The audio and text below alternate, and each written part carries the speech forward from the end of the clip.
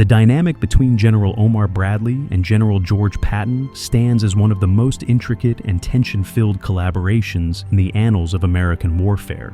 Bradley had spent years viewing many of Patton's proposals as nothing more than the impulsive daydreams of a man chasing headlines, nursing frustration over Patton's theatrical persona and shameless self-advertising, convinced that his own measured, casualty-aware philosophy of combat represented a wiser path than Patton's appetite for bold maneuvers and calculated gambles.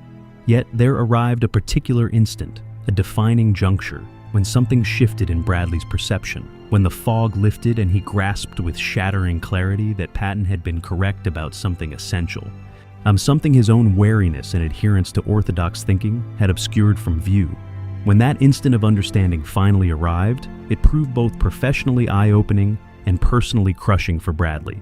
It compelled him to reconsider not merely one specific tactical choice, but his comprehensive evaluation of Patton's strategic judgment and his own inadequacies as a military leader. This narrative explores that pivotal instant and what it exposed about these two figures, about the essence of command, and about the price paid when caution wins out over boldness.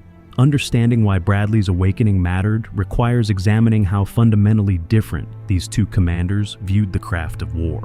Bradley embodied the professional military man who prized meticulous planning, systematic implementation, and most critically, safeguarding the lives of his soldiers. His ascent through military ranks came through dependability and competence rather than flash or magnetism. People called him the soldier's general, because his concern for troop welfare ran genuine and deep, shaping decisions intended to reduce losses even when that translated to slower advancement toward goals. Bradley's philosophy of warfare was inherently conservative in the truest meaning of that term.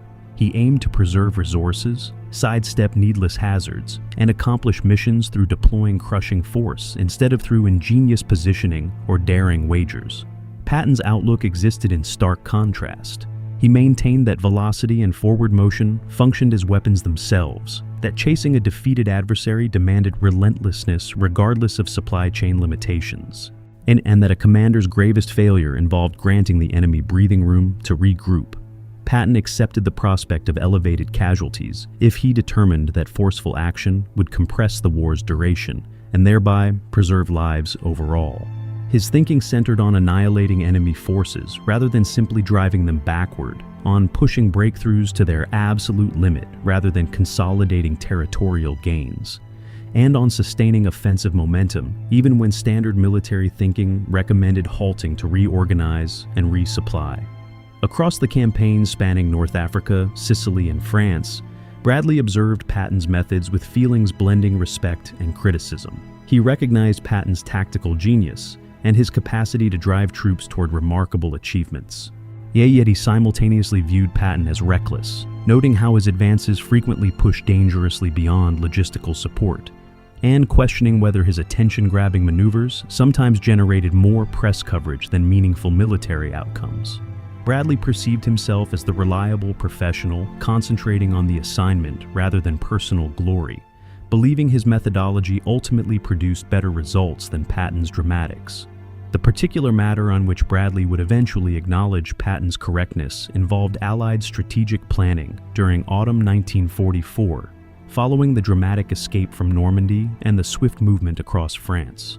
By late August and early September 1944, Allied troops had pushed forward far faster than projections suggested. German forces throughout France lay shattered. Paris stood liberated, and Allied armies approached Germany's western frontier. The challenge confronting Allied leadership centered on determining the next move. This question sparked one of the war's most consequential strategic arguments.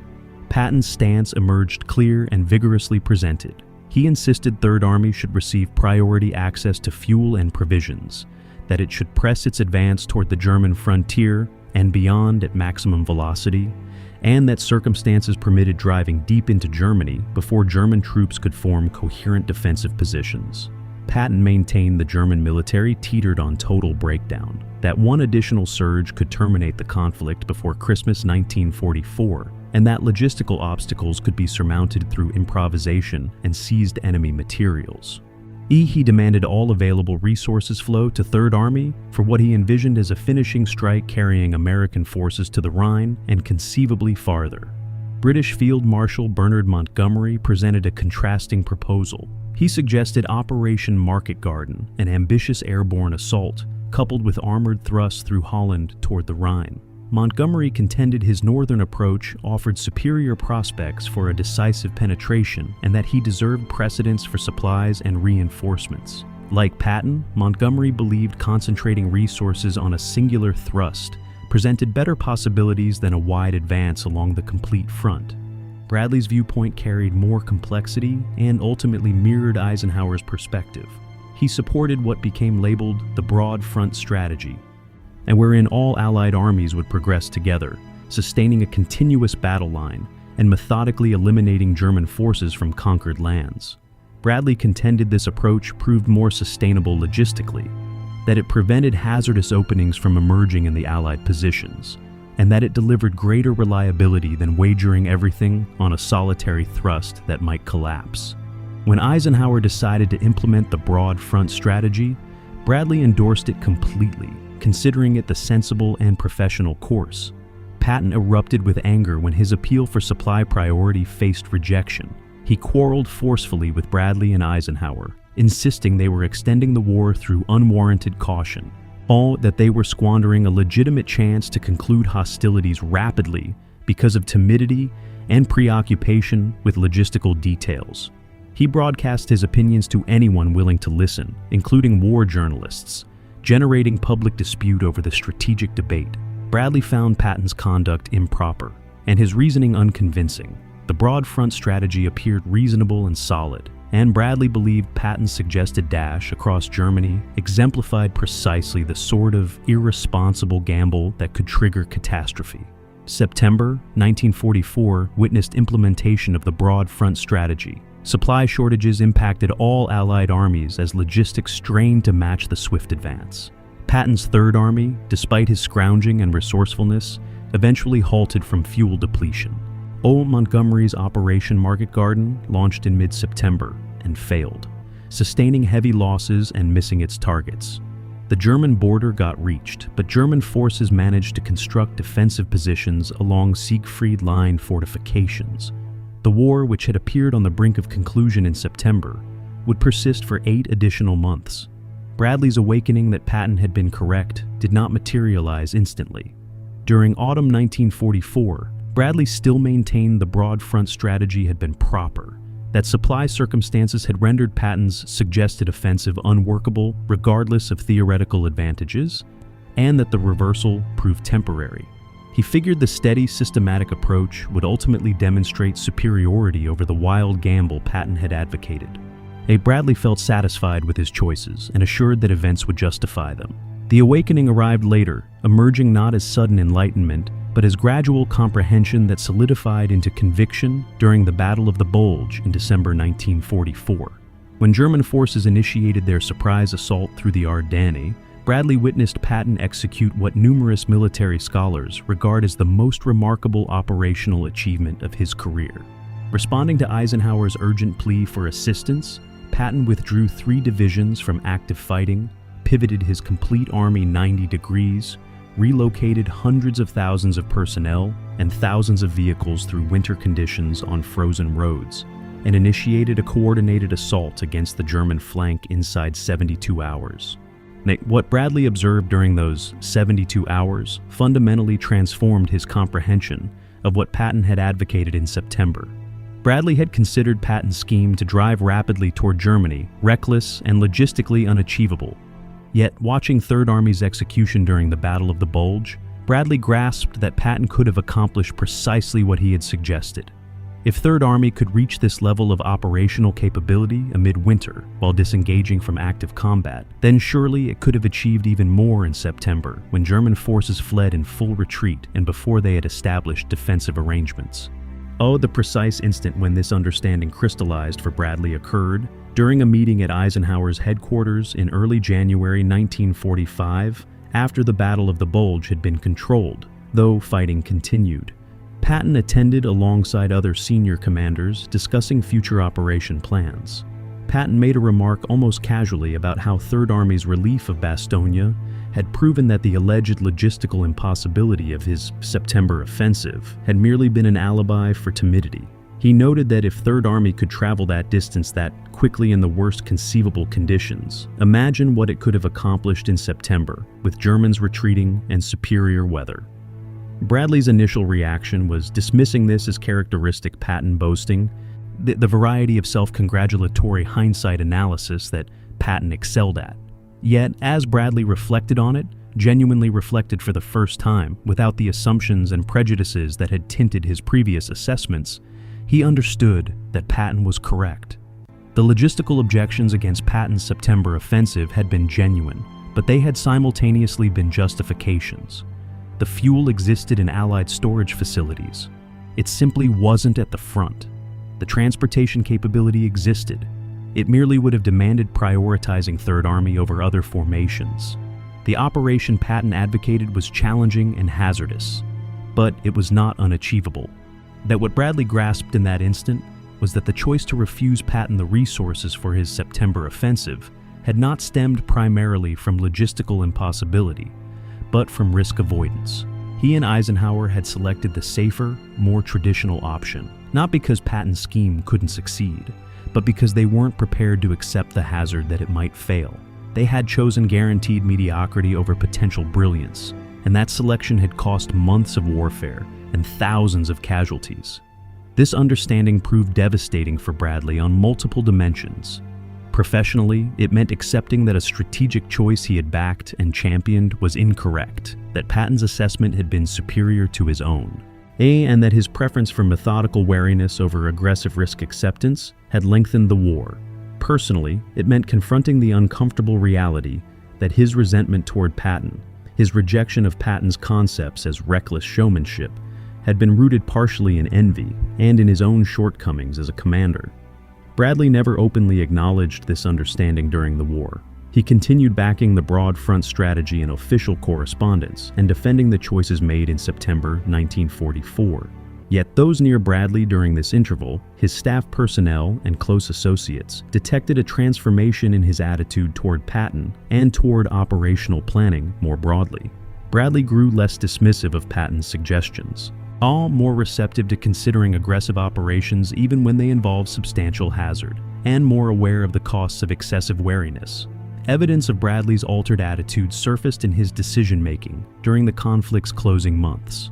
When Patton suggested aggressive operations in early 1945, Bradley proved more accommodating than previously. He allocated resources to Third Army more liberally and intervened less with Patton's operational choices. He championed Patton's aggressive methods to Eisenhower rather than participating in criticism of them.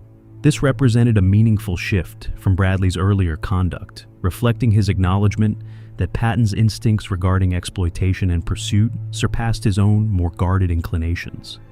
The awakening also influenced how Bradley contemplated the character of military command and the connection between risk and benefit in warfare. He had always maintained that competent commanders minimized hazard, that protecting soldiers' lives constituted the paramount priority, and that methodical approaches exceeded gambles. What he came to comprehend was that this philosophy, while commendable in numerous respects, could itself constitute a form of recklessness. By exercising excessive caution, by declining to accept short-term hazards for potential long-term advantages, Bradley realized he had actually escalated the war's total cost, in both casualties and duration. This represents a nuanced yet crucial insight about military command. The apparent hazards are those connected with aggressive action, with assaults that might collapse, with advances that might become isolated. These hazards are straightforward to identify and measure, and risk-averse commanders naturally concentrate on preventing them. Yet, there exist hazards connected with inaction and excessive wariness, hazards less apparent but potentially more expensive. By neglecting to exploit German vulnerability in September 1944, the Allies granted Germany time to reorganize, to construct defensive positions, and to initiate the Ardennes offensive. The aggregate casualties from this extended war almost certainly surpassed what would have been sacrificed in an aggressive September offensive, even if that offensive had encountered serious complications. Bradley's understanding forced him to face this reality. Patton had grasped it instinctively and had consistently recognized that sustaining pressure and accepting tactical hazards could diminish overall casualties by compressing the war. Bradley had rejected this as the rationalization of a reckless glory seeker. Yet the Battle of the Bulge had validated its truth. If the war had concluded in 1944, as Patton believed achievable, the Battle of the Bulge and its thousands of casualties would never have occurred. The prolonged combat along the Siegfried Line, the harsh winter engagements, the continued suffering of populations still under Nazi domination, all of this could potentially have been prevented. Bradley's memoirs, released years following the war, contain sections that suggest his transformed comprehension, though he never explicitly declared that Patton had been correct about the September 1944 strategic argument. But he wrote about the challenge of balancing hazard against potential benefit, about the costs of excessive wariness, and about his regard for Patton's operational instincts. Reading between the lines, understanding the history, one can observe Bradley grappling with the understanding that his own assessment had been defective on one of the war's most critical strategic choices. The connection between Bradley and Patton in the war's closing months and subsequently was complicated by Bradley's unvoiced understanding. Bradley could not publicly concede that Patton had been correct without eroding his own credibility and standing. He could not acknowledge his error without challenging the broad front strategy that had formed the foundation of Allied operations for months. Yet he simultaneously could not entirely suppress his acknowledgement that Patton's aggressive instincts had been strategically valid and that his own caution had been immoderate. This created a peculiar dynamic where Bradley was simultaneously more supportive of Patton's operations and more resentful of Patton personally. Supporting Patton's aggressive operations in early 1945 was an implicit acknowledgement that such operations could triumph and should have been pursued earlier. Yet this acknowledgement made Bradley more rather than less resentful of Patton because it confronted Bradley with his own judgment error. It represents a common psychological occurrence. We often resent most those individuals who compel us to recognize our own limitations. The instant Bradley grasped Patton was correct was not a moment of reconciliation between the two figures. If anything, it intensified the distance between them, because Bradley could neither acknowledge his understanding to Patton nor completely disregard its implications. Patton characteristically appeared oblivious to Bradley's internal conflict. He continued complaining about resources and limitations, continued advocating for more aggressive operations, and continued believing that Bradley's caution was restraining more decisive action. He never learned that Bradley had come to share his view about the strategic chance that had been lost in September 1944. The historical importance of Bradley's understanding extends beyond the personal connection between two generals, and it addresses one of the core arguments in military theory about the appropriate balance between audacity and caution in operational planning. The German military tradition, particularly as demonstrated in concepts like mobile warfare and the writings of theorists like Clausewitz, stress the significance of seizing chances even at considerable hazard. The British military tradition, particularly as influenced by the experience of World War I, stressed thorough preparation and crushing force to minimize casualties. The American military during World War II existed somewhere between these traditions. Different American commanders embodied different positions on this spectrum, all with Patton representing the German-influenced stress on audacity and exploitation, and Bradley representing a more British-influenced stress on systematic operations and casualty reduction. The September 1944 strategic argument was essentially a test of which approach was appropriate in the particular circumstances of that instant.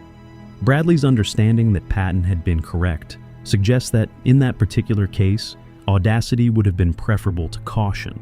Yet, it remains important not to overgeneralize from this conclusion. There were other occasions during the war when Patton's aggressive instincts led him into complications, when his readiness to accept hazards created difficulties rather than chances. The slapping incidents in Sicily, his tendency to outpace his supply lines, his occasional neglect to adequately protect his flanks, all of these were consequences of the same aggressive temperament that made him so effective in pursuit operations. What Bradley came to comprehend was not that aggression is invariably superior to caution, but that the particular circumstances of September 1944 had demanded Patton's approach rather than his own. The German army was retreating and disorganized. Allied forces possessed momentum. Supply challenges, while genuine, were not insurmountable. These particular conditions created a window of chance that demanded the variety of aggressive exploitation that Patton specialized in. By the time Bradley fully comprehended this, the window had shut. The counterfactual question of what would have occurred if Patton had been granted the resources he requested in September 1944 is one of the great what-ifs of World War II. Would his offensive have succeeded in reaching the Rhine and penetrating into Germany as he forecast? Would it have terminated the war in 1944? Or would it have stalled due to logistical challenges, creating an exposed position that German forces could have counterattacked? We cannot know with certainty, and historians continue debating the question. What we do know is that Bradley came to believe the attempt should have been made, that the potential benefits justified the hazards, and that Patton's operational instincts had been superior to his own in this instance.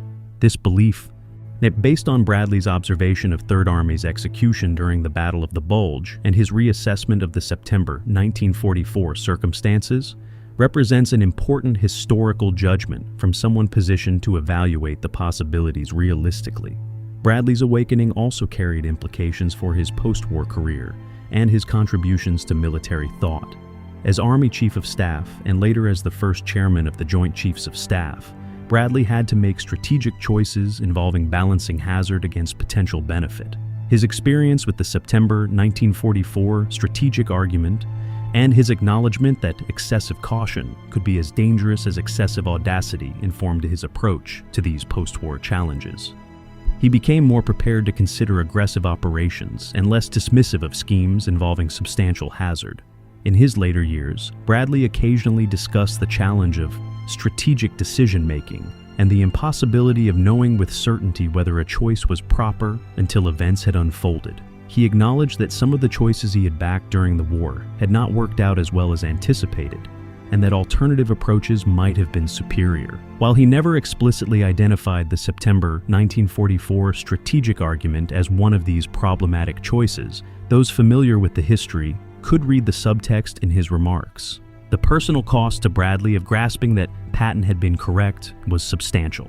Bradley was a proud individual who took his responsibilities seriously and who desired to be remembered as a distinguished commander. Acknowledging even privately that his judgment had been inferior to Patton's on a critical strategic question was painful. It meant accepting that the individual he had often dismissed as a showboat and a glory seeker had superior strategic instincts than he did, that Patton's aggressive confidence was founded on genuine comprehension rather than merely on ego. This acknowledgement complicated Bradley's feelings about Patton in ways that endured for the remainder of his life. When Patton died in December 1945, Bradley's reaction was complex. He mourned the loss of a colleague and acknowledged Patton's contributions to victory. Yet he also felt a sense of relief that he would never have to publicly confront the question of whether Patton had been correct about the September 1944 strategy. With Patton dead, Bradley could maintain the official narrative about the broad front strategy being proper, while privately wrestling with his doubts. The instant Bradley grasped Patton was correct was not a moment of dramatic revelation or emotional confrontation.